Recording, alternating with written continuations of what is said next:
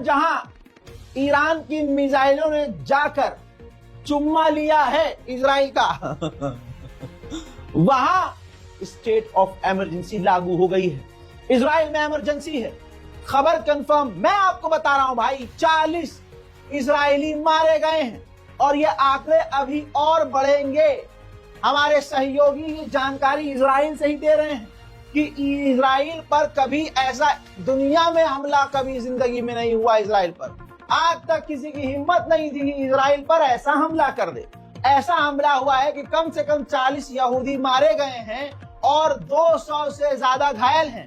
Emergency इसलिए लगानी पड़ी है कि चारों तरफ जहां नजर उठाई जा रही है, इजराइल में तबाही, बर्बादी, आग, चीख पुकार, बेचैनी सब नजर आ रही है और अभी भी सैकड़ों यहूदी लापता हैं। पूरी दुनिया इस वक्त देख रही है।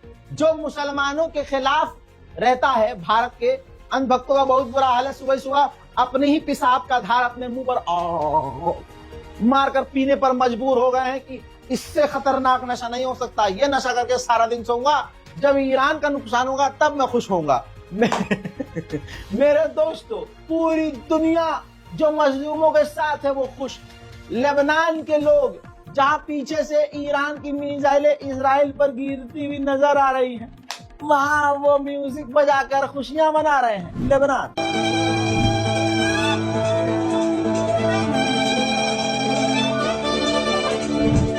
2 साल बाद जिन चेहरों पर खुशियां आई हैं वो फिलिस्तीनी हैं। गाजा में ईरान ने खुशियां पहुंचाई है। कोई अरब देश न कर सका, कोई मुस्लिम देश न कर सका, बड़े बड़े नेता न कर सके, बड़े बड़े डायलॉगबाज न कर सके, अर्दगान न कर सका, सऊदी न कर सका, कतर न कर सका, बहरैन न कर सका, ओमान न कर सका। ये जो कहते हैं तुर्की की फौज बड़ी खतरनाक है, वो भी बैठी रह गई। एक 80 साल के बूढ़े के एक उंगली के इशारे ने पूरे इजराइल को तहस नहस कर दिया। गाजा के लोगों के बीच खुशियां ही खुशियां।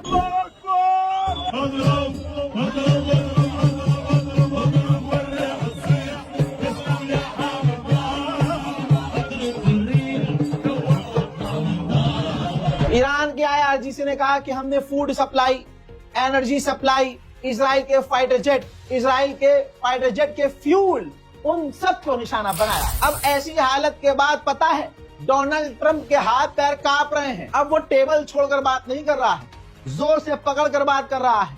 कोशिश कर रहा है कि हाथ फेंक कर बात ना करे, वरना हाथ कांपता हुआ नजर आ जाएगा। पिछले 48 घंटे से सुनिए, पिछले 48 घंटे से नेतन्याहू डोनाल्ड ट्रंप से रिक्वेस्ट कर रहा है, उसकी लोलो चप्पो कर रहा है, उसकी चापलूसी कर रहा है कि बस जैसे भी आप कीजिए, हमारा पिछवाड़ा इजराइल की मिसाइलों से बचाइए और ईरान पर हमला कीजिए। इसमें कोई दो राय नहीं है कि अगर अमेरिका इजराइल के साथ मिलकर एक अकेले ईरान पर हमला करेगा तो ईरान को जबरदस्त नुकसान उठाना होगा। लेकिन दुनिया देख रही है, एक अकेले के खिलाफ पूरी दुनिया खड़ी हो रही है।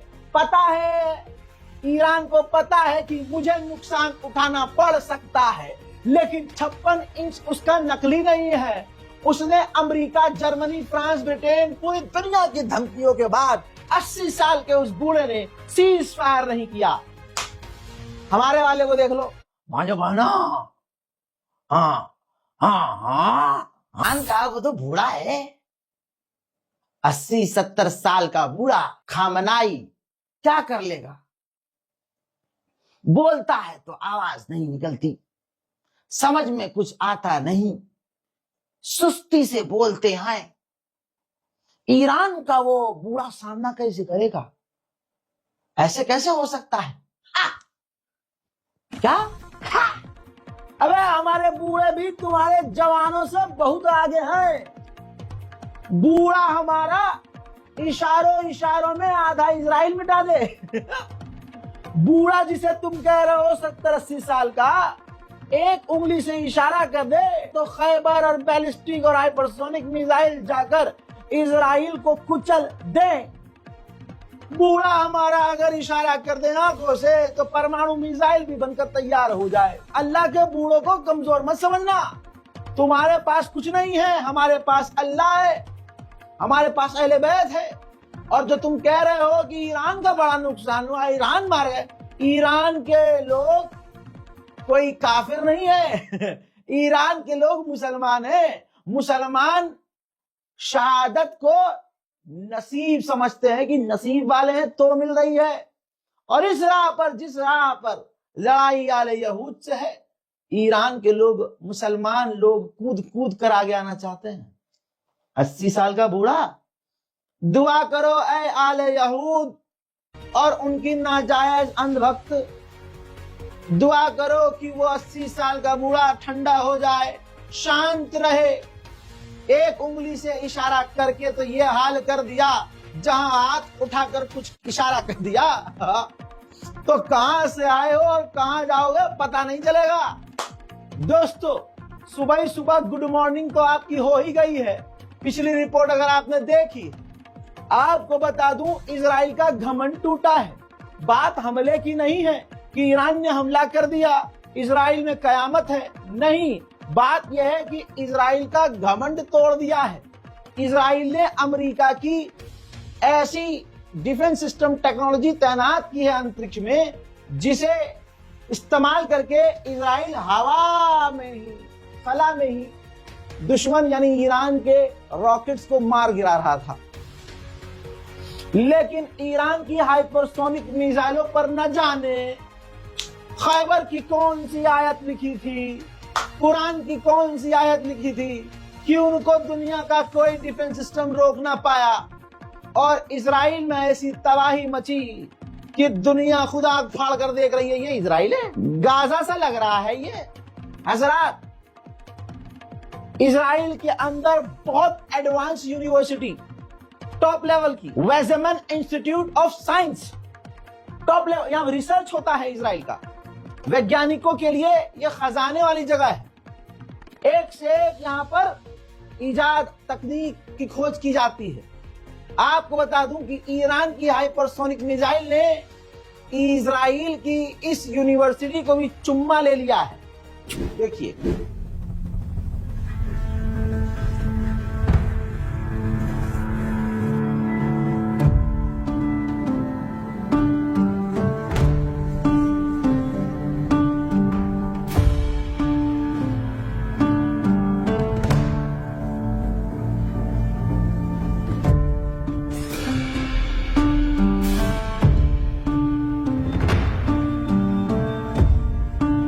इजराइल जो कल तक कह रहा था कि ईरान की कोई मिसाइल हमें छू नहीं सकती, ईरान ने सिर्फ इजराइल को छुआ नहीं है, कमर में हाथ डालकर पिचका दिया है, कमर तोड़ दी है, सारी अकड़ निकल चुकी है। यहूदी फरार हैं, नेतन्याहू हवा में ही जहाज में घूम रहा है, बंकर में उसके नेता हैं, खानदान बंकर में है। यहूदियों को गाइडलाइन दी गई है कि बाहर ना निकलना मुन्ना, वरना हैदर वाले निपटा देंगे।